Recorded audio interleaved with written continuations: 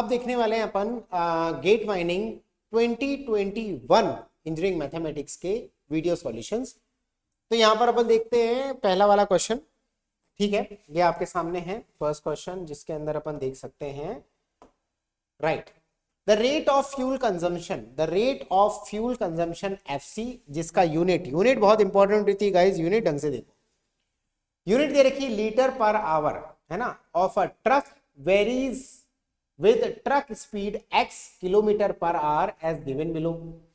ठीक है भाई, ट्रक की स्पीड आपको x kilometre per hour as given below. तो एफसी जो फ्यूल कंजम्पशन का जो फॉर्मूला वो दे रखा है 20 प्लस एक्स स्क्वायर बाय 50 है ना। फ्यूल कंजम्पशन का फॉर्मूला दे रखा है 20 प्लस एक्स स्क्वायर बाय 50। आगे क्या बोला है, the fuel price is rupees, fuel की प्राइस कितनी, the fuel price is rupees 70 पर लीटर। फ्यूल की प्राइस दे रखी 70 पर लीटर। एक एक यूनिट बहुत इंपॉर्टेंट है, आप यहीं से फॉर्मूले कर लोगे ना, मतलब यहीं से फॉर्मूले बना लोगे, क्वेश्चन सॉल्व हो जाएगा। तो ढंग से देखना। अब अदर कॉस्ट दे रखी, other cost amount of rupees 500 per hour, बहुत बढ़िया। आगे क्या बोला है, if the truck travels 100 kilometre, मतलब अपना ट्रक जो है वो 100 किलोमीटर तक जाता है। If the truck travel 100 kilometre from a coal mine to a thermal plant, the speed of truck in kilometre per hour, इसको थोड़ा सा सही कर देना, ये प्रिंटिंग मिस्टेक है, it's a kilometre per hour है ना, ये थोड़ा सा चेंज कर देना, इट्स किलोमीटर पर आवर है ना, kmph है। ठीक है, इन kilometre per our that minimises the total cost, मतलब जो टोटल कॉस्ट को मिनिमाइज कर दे, इज, ठीक है ओके, टोटल कॉस्ट ही पूछी है, कॉस्ट हमेशा रुपीज में होती है। आगे बोला है round off to 1 decimal place. अब टोटल कॉस्ट कैसे निकालना है, ये है आपका थोड़ा सा चैलेंज, बाकी तो सब इजी है क्वेश्चन। टोटल कॉस्ट को मैं टी से डिनोट कर रहा हूं। टोटल कॉस्ट कैसे निकालना, टोटल कॉस्ट इक्वल टू, अब फ्यूल कंजम्पशन का यूनिट कितना दे रखा है, लीटर पर आवर है ना। फ्यूल कंजम्पशन का यूनिट दिया लीटर पर आवर, और आपको दिया है यहां पर और क्या दिया हुआ है, फ्यूल प्राइस दे रखा है 70 पर लीटर। ध्यान से देखना, प्राइस कितना दे रखा है, प्राइस दे रखा है आपको 70 रुपीज पर लीटर। ओके, अगर मैं इस प्राइस को इस फ्यूल से मल्टीप्लाई करूं तो लीटर से लीटर कैसे होगा, फिर से होगा रुपीज पर आवर, कोई फर्क नहीं पड़ता। ओके, अब ध्यान से देखो, आपको और क्या क्या दे रखा है, आपको ट्रक की स्पीड दे रखी है x किलोमीटर पर आवर, और ट्रक ट्रेवल कर रहा 100 किलोमीटर। ओके, बहुत बढ़िया। इसका क्या करना है आपको, ठीक है ओके, बहुत बढ़िया। अब यहां पर क्या करोगे, ट्रक की स्पीड तो दे रखी है, ठीक है। अब 100, ध्यान से देखो यूनिट कैसे बनाते हैं, 100 kilometre upon x kilometre per hour, ये दे रखी है। अब मेरे को बताओ speed upon distance, velocity is equals to, चलो वैसे देखते हैं, speed is equals to distance upon time होता है। तो टाइम क्या होता है, time is equals to distance upon speed. अब आपने क्या करा, डिस्टेंस को स्पीड से डिवाइड करा, तो यहां क्या क्या कैंसिल हो गया, किलोमीटर से किलोमीटर कैंसिल, आवर ऊपर चला गया, आवर ऊपर चला गया, तो ये हो जाएगा 100 अपॉन एक्स आवर्स। मेरे पास टाइम आ चुका है। अब देखो शानदार चीज देखने की कोशिश करना, क्योंकि कॉस्ट अपना होता है, जो टोटल कॉस्ट हो गया ना, टोटल कॉस्ट ये रुपीज में आना चाहिए। रुपीज में कैसे लाएंगे, देखो ध्यान देखना, 20 प्लस एक्स स्क्वायर बाय 50, ये तो है फ्यूल कंजम्पशन, ये तो है भैया फॉर्मूला दे रखा है आपको FC fuel consumption, litre per hour. अब लीटर पर आवर को जब मैं मल्टीप्लाई करूंगा आवर से, और फिर से मैं प्राइस से मल्टीप्लाई करूंगा, जो कि है रुपीज पर लीटर, क्या बचा आपको, जब तीनों आपने मल्टीप्लाई कर दिए तो क्या बचा, आवर से आवर कैंसिल, लीटर से लीटर कैंसिल, सिर्फ आपका रुपीज बचा, जो कि मेरी टोटल कॉस्ट से मैच करता है, क्योंकि भैया कॉस्ट आपका रुपीज में होता है। अब यहां पर आपको क्या करना है, बस क्वेश्चन खत्म। आपने क्या करा, लीटर पर आवर को आवर से मल्टीप्लाई कर दो, मतलब इनटू 100 अपॉन एक्स कर दो, इनटू 100 अपॉन एक्स कर दिया, into price, rupees per litre, price से मल्टीप्लाई कर दो 70। क्या यहां तक चीजें क्लियर, अगर आपको यहां तक चीजें क्लियर हो जाती तो बहुत ही शानदार। ओके, यहां तक चीजें क्लियर हो जाती, बहुत ही शानदार, अब कोई दिक्कत नहीं आएगी। अब देखो ध्यान से, मैं आगे बढ़ता हूं। ये चीज आ गई आपकी रुपीज में, प्लस अदर कॉस्ट भी तो भैया, ये अदर कॉस्ट को भी आपको मेंशन करना पड़ेगा, 500 पर आवर। अब अदर कॉस्ट में क्या रही है 500, और ये बोल रही है 500 rupees per hour other cost. ये तो चलो मैंने फ्यूल कंजम्पशन के हिसाब से कैलकुलेशन करी थी, इसको हटाओ। अब मैं अदर कॉस्ट को देखता हूं, अदर कॉस्ट में क्या हो जाएगा, अदर कॉस्ट है 500 रुपीज पर आवर। अब 500 rupees per hour, 500 rupees per hour को मेरे को रुपीज में कन्वर्ट करना है, तो टाइम से मल्टीप्लाई कर दूंगा। टाइम से मल्टीप्लाई करूंगा तो यहां क्या समझ में आता है, 100 distance upon speed which is x, जो कि आवर्स में है, आर से आर कैंसिल, तो 500 इंटू 100 अपॉन एक्स, ये हो गया मेरा फिर से रुपीज में। तो ये टोटल कॉस्ट पूरा किसमें आ गया आपका, ये टोटल कॉस्ट पूरा का पूरा आपका रुपीज में आ चुका है। मैंने सारी यूनिट्स यहां लगा, मैंने सारी यूनिट्स यहां लगा दी। अब आपको चीजें अच्छे से क्लियर हो जाएंगी, कहीं कोई दिक्कत आपको बिल्कुल भी नहीं आएगी। चीजें क्लियर, मेरे ख्याल से यहां तक फंडा क्लियर हो जाना चाहिए। यहां तक आपको डाउट नहीं है तो आपको कहीं डाउट नहीं आएगा। ओके चलिए, अब इस टोटल कॉस्ट को मिनिमाइज करना है, और पूछा क्या है, the speed of the truck. Important है, आपको जो पूछा है ना इन किलोमीटर पर आवर, आपको स्पीड ऑफ द ट्रक पूछी। स्पीड ऑफ द ट्रक कितनी रखिए, स्पीड ऑफ द ट्रक आपकी एक्स है, मतलब आपको कुल मिला के एक्स की वैल्यू निकालनी है। कभी भी आपको मिनिमाइज या मैक्सिमाइज होता है तो अपन क्या करते हैं, उस फंक्शन को डिफरेंशिएट करते हैं, इक्वल टू 0 करते हैं। अगर आपको मिनिमाइज या मैक्सिमाइज निकालना है तो आपको क्या करना है, इस फंक्शन को डिफरेंशिएट करना है विद रेस्पेक्ट टू एक्स, तो यहां से इक्वल टू 0 कर देंगे तो आपको एक्स की वैल्यू मिल जाएगी। Question is over, question is over, यही कंसेप्ट था इस क्वेश्चन का। चलो अब थोड़ा सा इसको सॉल्व करने की कोशिश करते हैं। क्या करेंगे, मल्टीप्लाई करेंगे भैया, यहां पर अपन मल्टीप्लाई करेंगे। ओके, 7000 इंटू 20, 7000 इंटू 20 कितना होता है, 140,000 अपॉन एक्स, है ना, प्लस अब यहां से इसको, इस पूरे को 7000 into x square by 50, x square से एक्स कैंसिल, और 50 इंटू 2 है ना, 50 इंटू 2, 2 इंटू 70 140, तो ये हो जाएगा 140x प्लस ये कितना हो जाएगा 50,000 अपॉन एक्स। अब यहां पर इन दोनों को ऐड कर दो, 140,000 प्लस 50,000 कितना हो जाता है 190,000, ये इक्वल टू हो जाएगा 190,000 अपॉन एक्स प्लस 140x। अब मैं इसी कॉस्ट को, इसी टोटल कॉस्ट को डिफरेंशिएट करूंगा विद रेस्पेक्ट टू x, कितना आ जाएगा 1 अपॉन एक्स का differentiation minus 1 upon x square, minus 190,000 मतलब वही 1,90,000 upon x square plus 140, differentiate करके इक्वल टू 0 करेंगे, यहां से मेरे को x की वैल्यू मिल जाएगी। कैसे करेंगे कैलकुलेट, तो यहां हो जाएगा x square is equal two upon 140, तो यहां से मैं देखूंगा तो यहां से ये हटाओ, तो x की वैल्यू कितनी हो जाएगी, x is equal to under root this. अब मैं इसको जब कैलकुलेट करूंगा तो ये कितना आ जाएगा 36.839, समथिंग अराउंड 36 पॉइंट, यही है ना, एक बार कैलकुलेट करके देख लेते हैं।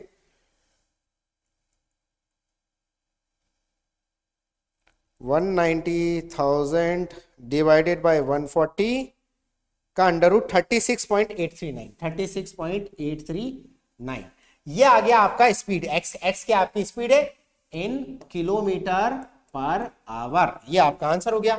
Fill in the blanks question था क्या, बस fill in the blanks question, ये आंसर आ चुका है। फिल इन द ब्लैंक्स में क्या डालना, 1 डेसिमल प्लेस, मतलब 36.8 is your correct answer. Easy question. चलिए नेक्स्ट क्वेश्चन की तरफ चलते, एक बार क्वेश्चन रीड करो। For the positive definite square matrix, the true statement is, अब 2023 में जो सवाल आया था उसके अंदर आपको क्या पूछा था, फॉल्स। यहां पर आपको पूछा है ट्रू स्टेटमेंट, कोई बड़ी बात नहीं है। सबसे पहले तो भैया पॉजिटिव डेफिनेट्स की कंडीशंस क्या क्या होती है उसके बारे में अपन बात कर लेते हैं। ये रहा सॉल्यूशन, ध्यान से देखते हैं इसका सॉल्यूशन। क्या पूछा है, पॉजिटिव डेफिनेट ना, पॉजिटिव डेफिनेट की अपन यहां पर कंडीशन देखने वाले हैं। पहली कंडीशन क्या होती है पॉजिटिव डेफिनेट की, कि भैया सिमेट्रिक होना चाहिए और आइगन वैल्यूज पॉजिटिव होनी चाहिए। इट्स सिमेट्रिक, इट्स सिमेट्रिक, ठीक है। चलो सारी कंडीशन, इट्स सिमेट्रिक। सेकंड होनी चाहिए all eigen values are positive, all eigen values are positive, सारी आइगन वैल्यूज में पॉजिटिव होती है। थर्ड कंडीशन क्या होती है कि all upper left determinant positive, उसमें क्या होता है नेगेटिव डेफिनेट, अपर एंड जो डिटरमिनेंट आता है पहला वाला पॉजिटिव नहीं नेगेटिव, दूसरा पॉजिटिव, तीसरा नेगेटिव, वहां पर क्या हो जाता है जो इवन नंबर के डिटरमिनेंट है वो पॉजिटिव होते हैं और ऑड नंबर के डिटरमिनेंट नेगेटिव होते हैं नेगेटिव डेफिनेट के अंदर। पॉजिटिव डेफिनेट में क्या होता है सारे डिटरमिनेंट आपके पॉजिटिव होनी चाहिए। तो all upper left determinant, all upper left determinants are positive, बहुत बढ़िया बात है। पॉजिटिव कह दो ग्रेटर देन 0 कह दो एक ही बात है। चौथी कंडीशन क्या है, चौथी कंडीशन क्या है, every pivot must be positive, every pivot must be, every pivot must be positive, every pivot must be positive. अब अपन पढ़ते हैं options. All the eigen values of the matrix are 0, गलत। आइगन वैल्यू तो positive होनी चाहिए। The matrix is singular, गलत। Matrix singular कैसे होगी भैया, सिंगुलर हो जाएंगे तो आइगन वैल्यू 0 हो जाएंगी ना, गलत। दूसरा भी। सेकंड क्या, some of the eigen values can be less than 0, some of the eigen values can be less than 0। जब ऑल आइगन वैल्यू पॉजिटिव है तो उनका सम भी क्या होगा, पॉजिटिव ही होगा ना, है ना, तो ये भी गलत। चौथा ऑप्शन क्या बोल रहा है, all the eigen values of the matrix are greater than 0, बिल्कुल सही बात है। All the eigen values are positive which is point number 2 से मैच कर रहा है। Option D is your correct answer. अगला क्वेश्चन,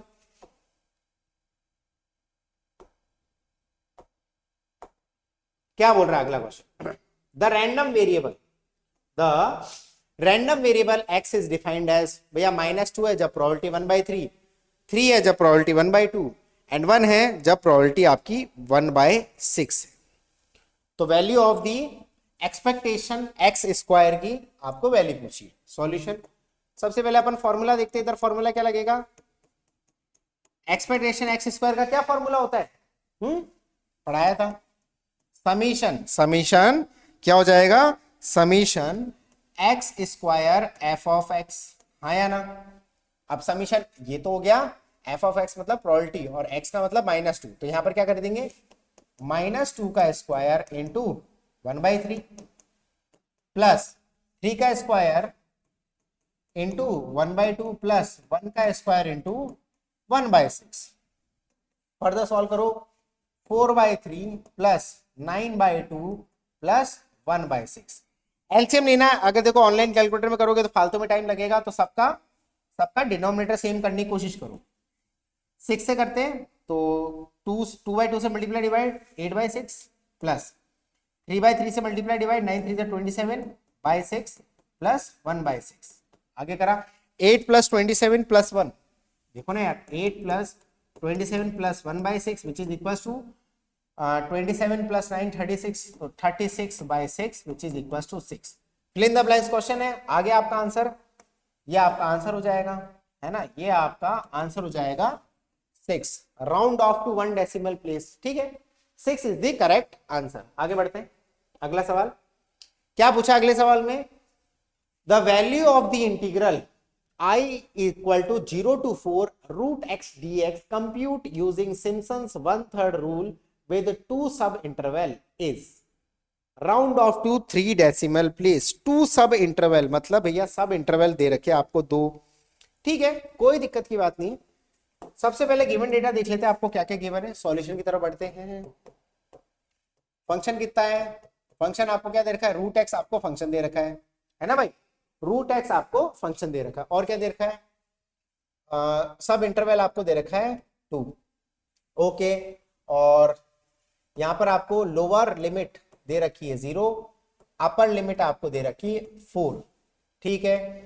अब यहां से स्टेप साइज h की वैल्यू निकालनी है, h क्या होता है, b - a/n, बी कितना दे रखा है 4 माइनस 0 अपॉन सब इंटरवल कितना दे रखा है, सॉरी हाँ 2 दे रखा है, 4/2 मतलब h की वैल्यू आपकी 2 हो चुकी।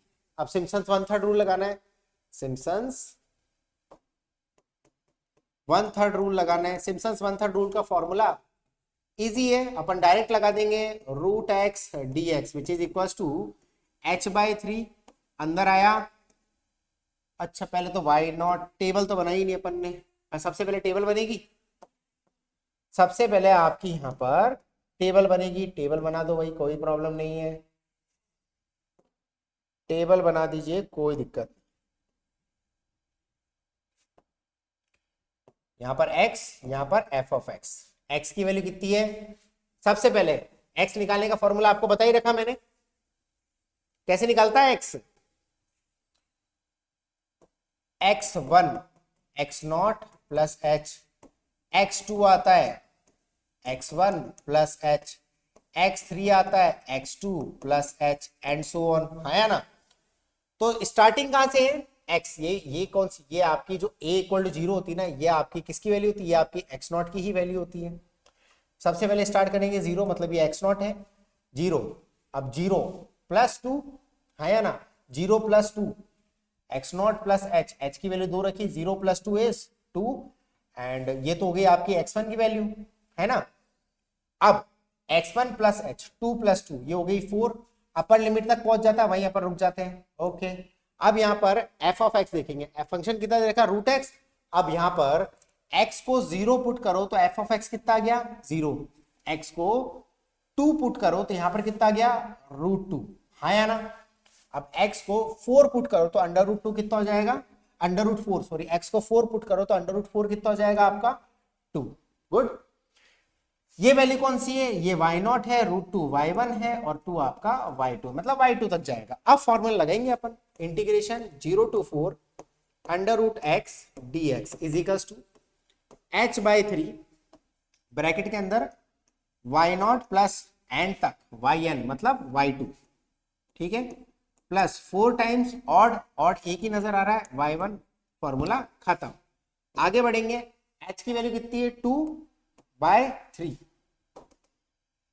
2/3 अंदर गए, y0 कितना है 0, y2 कितना है 2 प्लस 4 टाइम्स √2, बस इसको सॉल्व कर दो आंसर आ जाएगा।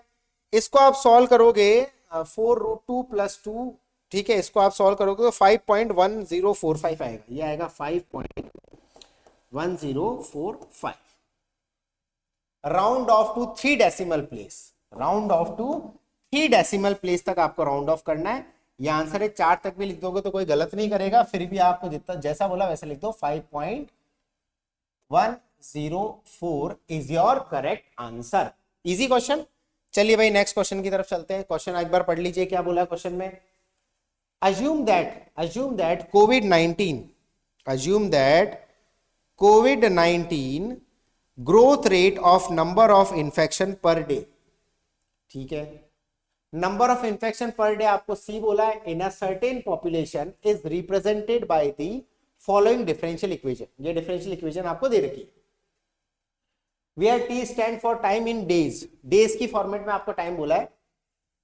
अब आपको बोला है time taken for the number of infections per day to double, infection को सी बोला है, ये C2C हो जाए, ये C2C हो जाए, ठीक है, डबल होना चाहिए इन डेज इज, ओके। सी से 2C होने में कितने दिन लगे, मतलब 0 से स्टार्ट करेंगे और वो चेक कैलकुलेट करेंगे। सबसे पहले अपन डिफरेंशियल इक्वेशन को सॉल्व करने की कोशिश करते हैं। हाँ भैया, वेरिएबल एक साथ रखो, 100 dc/dt is equal to 7c, c को नीचे लगाएंगे, dt को राइट साइड ले जाएंगे, तो dc/c is equal to 7/100 dt। क्या यहां तक चीजें क्लियर, बहुत बढ़िया। अब यहीं पर ही लिमिट पुट करा दो, मैंने क्या बोला, कांस्टेंट पहले इंटीग्रेट करो, फिर कांस्टेंट रखोगे, फिर अपनी वैल्यूज पुट करोगे, नहीं, अपन इंटीग्रेशन में ही डेफिनेट इंटीग्रेशन ही बना देंगे, इंटीग्रेट करेंगे। अब देखो c कहां तो ना, c डबल होना चाहिए, मतलब इनिशियल अगर C0 था जब टाइम 0 था, मतलब 0 डेज, हाँ या ना, तो बोलो यार, यहां तक 0 डेज। अगर ये इन्फेक्शन 2C0 हो गया और वही टाइम हमें निकालना है, आया ना भैया। जब दिन स्टार्ट हुआ मतलब डे 0 था, तब इन्फेक्शन था C0, उसके बाद ये इन्फेक्शन डबल कितने दिन में हो गया, वही आपको निकालना है इस फॉर्मूले के हिसाब से। आगे फर्दर कैलकुलेट करते हैं, हो गया क्वेश्चन खत्म। आगे बढ़ेंगे, DC/C मतलब LNC, C0 से लेकर 2C0 is equals to 7/100T, वही 0 से लेकर T तक। आगे बढ़ेंगे तो ये हो जाएगा ln 2C0, इसको सॉल्व करेंगे तो ln 2C0 minus ln C0 is equals to 7T/100, ln A minus ln B upon ln A minus ln B is equals to ln A upon B, तो ln 2C0 minus ln C0 is ln 2C0 upon C0 which is ln of 2C0 upon C0 is equals to 7T/100। Okay, बहुत बढ़िया। C0 से C0 हो गया cancel. अब यहां पर मेरा टाइम किसके बराबर हो गया, the T is equals to 100 ln 2 upon 7।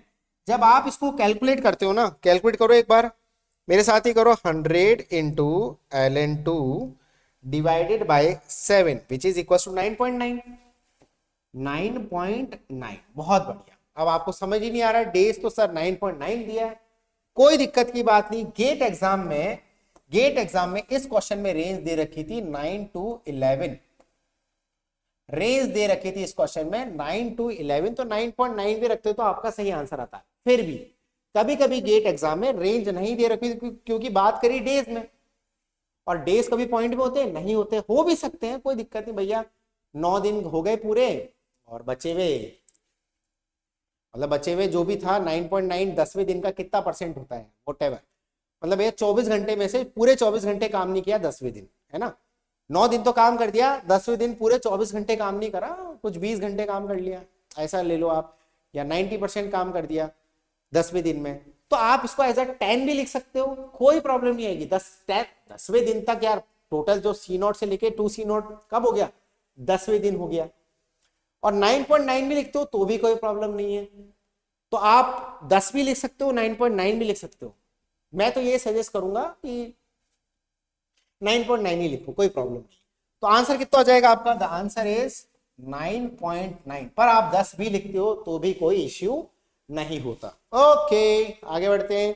अगला सवाल क्या बोला क्वेश्चन में, vectors A vector and B vector act in a plane as shown above. The magnitude of vector C vector is equals to A plus B cross A minus B। ठीक है, तो C vector क्या है, half of the area bounded by vector A and B। अब area सुनते ही कुछ बच्चे confuse होते हैं कि भाई साहब ये एरिया ऑफ ट्रायंगल तो नहीं पूछ लिया, नहीं भाई, एरिया ऑफ ट्रायंगल पूछना होगा तो एरिया ऑफ ट्रायंगल बोल देगा। यहां पर एरिया पूछा गया, मतलब आपको एरिया ऑफ पैरेललोग्राम पूछा है, कैसे, अच्छा कैसे, इधर देखो, ये आपका B वेक्टर है और ये आपका A वेक्टर है, कुल मिलाकर आपको इन पूरे वेक्टर ने मिलाकर ये वाला है, ये फिर से A वेक्टर हो जाएगा, फिर से B वेक्टर हो जाएगा, आपको ये एरिया पूछा गया। और एरिया ऑफ पैरेललोग्राम क्या होता है, the area of parallelogram is A vector cross B vector का मैग्नीट्यूड, या B क्रॉस A का मैग्नीट्यूड होता है कुल मिला के, ये आपका क्या होता है, फॉर्मूला। अब इस क्वेश्चन को सॉल्व करते हैं। हाँ भाई साहब, देखते हैं, C वेक्टर को सॉल्व करो, मल्टीप्लाई करो A cross A vector cross A vector minus A cross B minus A vector cross B vector, बहुत बढ़िया, plus B vector cross A vector, और ये हो जाएगा minus B vector cross B vector. दो vector का cross product होता है 0, दो वेक्टर का क्रॉस प्रोडक्ट हमेशा क्या होता है, दो वेक्टर का क्रॉस प्रोडक्ट हमेशा क्या होता है, 0। ओके, और आपको ये भी बताया था क्लास में कि भैया A vector cross B vector is equal to minus of B vector cross A vector होता है। ओके, बढ़िया, बहुत ही शानदार। आगे बढ़ेंगे तो क्या हो जाएगा, C vector is equal to minus A vector cross B vector, ये भी minus A vector cross B vector. तो सी वेक्टर कितना हो जाएगा, -2 times A vector cross B vector. अगर मैं मैग्नीट्यूड लूं तो भैया माइनस साइन हट जाएगा, तो यही आपका सी वेक्टर का जो मैग्नीट्यूड हो गया वो 2 टाइम्स हो गया ए वेक्टर क्रॉस बी वेक्टर।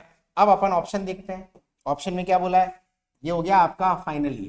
तो ऑप्शन में क्या बोला, half of the area bounded by A vector cross B vector, हाँ या ना। हाफ तो नहीं है सर, 2 टाइम्स है, क्योंकि ए वेक्टर क्रॉस बी वेक्टर यही तो एरिया हो गया। 0 ये भी नहीं है, ये भी नहीं है। Equal to the area bounded by, equal तो नहीं है, ट्वाइस, बिल्कुल सही बात है sir, twice the area bounded by vector A cross B. ये क्या है, यही तो area bounded by A cross B, area bounded by vector A and B, area bounded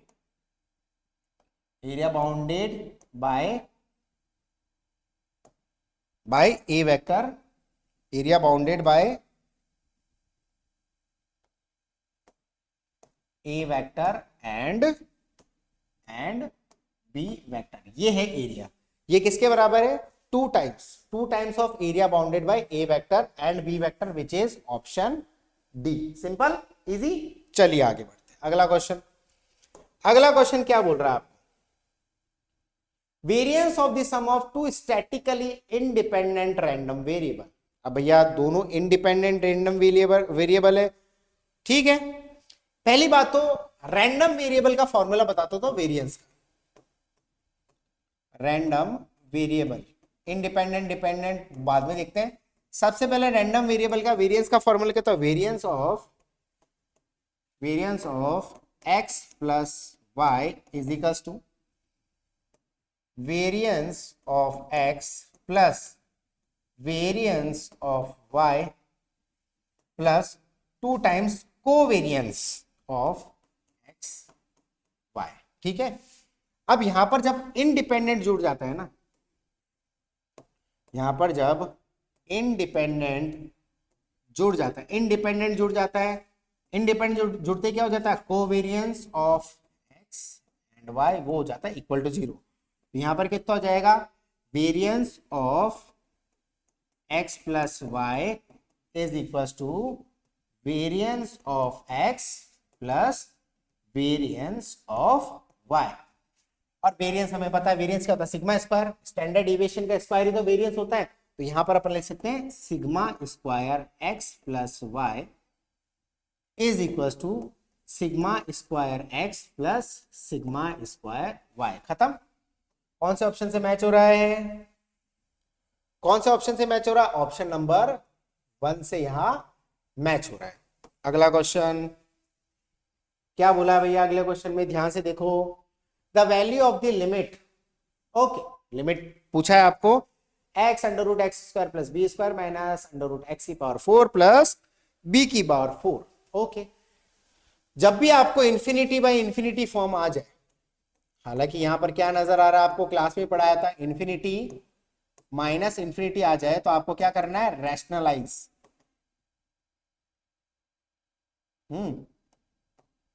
आपको क्या करना है यहां पर, ठीक है, रैशनलाइज। ओके रैशनलाइज कर लेते हैं sir, limit x tends to infinite, देखो ध्यान से, x under root x square plus B square minus under root x की पावर 4 प्लस b की पावर 4। रैशनलाइज करने के लिए यहां पर साइन चेंज करो, मल्टीप्लाई डिवाइड कर दो, x under root x square plus B square plus under root x की पावर 4 प्लस b की power 4 upon x under root x square plus B square plus under root x की power 4 plus b की power 4। बहुत बढ़िया, multiply करेंगे तो limit x tends to infinite क्या हो जाएगा, मल्टीप्लाई करेंगे a minus B into A plus B, A square minus B square, इसका स्क्वायर करो, x square into x square plus B square minus x की पावर 4 प्लस बी की power 4 upon कुछ गलती तो नहीं हो रही है, मेरी ख्याल से तो कोई गलती नहीं है अभी तक, ठीक है। और नीचे क्या करेंगे, ये हो जाएगा x under root x square plus B square plus under root x की पावर 4 प्लस बी की पावर 4। अब इसको थोड़ा ओपन करते हैं, limit x tends to infinite x square into x square which is x to the power 4 plus x square B square plus x square B square, है ना, minus x की power 4 minus B की power 4 upon, फिर से यही चीज आ जाएगी, x under root x square plus B square plus under root x की पावर 4 प्लस बी की पावर 4। अब आएगा मैजिक। अब यहां पर मैजिक करना बहुत जरूरी। पहले तो एक्स की पावर 4 एक्स की पावर 4 हो गया कैंसिल। हमेशा क्या होता है, जब भी इन्फिनिटी वाला टर्म आ जाता है, limit x tends to infinite आ जाता है, तो आपको ना हमेशा एक्स को ना कॉमन लेना होता है। ये सब क्लास में बताया था। अब ऊपर से डिनोमिनेटर से, न्यूमरेटर और डिनोमिनेटर से आप कॉमन लेने की कोशिश करो।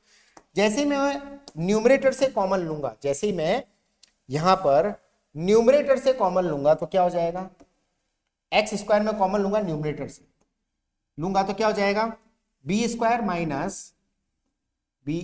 माइनस बी की पावर 4 अपॉन एक्स स्क्वायर। क्या ऐसा कुछ आ जाएगा? अगर न्यूमरेटर से मैंने एक्स स्क्वायर कॉमन लिया तो मेरे को डिनोमिनेटर से भी एक्स स्क्वायर ही कॉमन लेना पड़ेगा। जैसे फॉर एग्जांपल, अगर मैं इस रूट वाले टर्म से एक्स स्क्वायर बाहर निकालता हूं, एक्स स्क्वायर का रूट एक्स ही होता है, ये दोनों एक्स और एक्स मल्टीप्लाई होकर एक्स स्क्वायर बन जाएगा। और यहां से भी मैं जब एक्स की पावर 4 कॉमन निकालूंगा इस रूट से, तो यहां से एक्स की पावर 4 का रूट एक्स स्क्वायर हो जाएगा, तो यहां से भी एक्स स्क्वायर, यहां से एक्स स्क्वायर कॉमन आ जाएगा। अब ध्यान से लिखना, जैसे मैंने निकाला अंदर क्या बचा, one plus B square upon x square under root 1 plus B square upon x square, है या ना। और यहां से मैंने एक्स की पावर 4 कॉमन निकाला था, तो रूट से निकल के एक्स स्क्वायर बना था, वही तो एक्स स्क्वायर ये रहा। तो अंदर क्या बचा, plus under root 1 plus B की पावर 4 अपॉन एक्स की पावर 4। क्या चीज है, क्लियर आया ना। मजेदार चीज क्या हुई, जो टर्म इनफाइनाइट बना रहे थे वो उड़ गए। अब आप इसको limit x tends to infinite जब रखोगे तो भैया ये कितना हो जाएगा, ये टर्म 0 हो जाएगा। आगे बढ़ेंगे तो यहां पर जैसे ही मैंने लिखा limit x tends to infinite, क्या हो जाएगा, ऊपर B square plus sorry minus 0 upon, है ना, upon under root 1 plus 0 plus under root 1 plus 0, क्योंकि 1 अपॉन इन्फिनिटी 0, 1 अपॉन इन्फिनिटी 0, है ना, ये हो गया। तो इक्वल टू कितना आ जाएगा, B square by 2, 1 plus 1 is 2 which is B square by 2। ये आपका आंसर हो जाएगा इस क्वेश्चन का। The answer is of this question is B square by 2 which is option A. Okay, thank you so much. I hope आपको video solution अच्छे समझ में आए होंगे। See you in the next video, bye bye.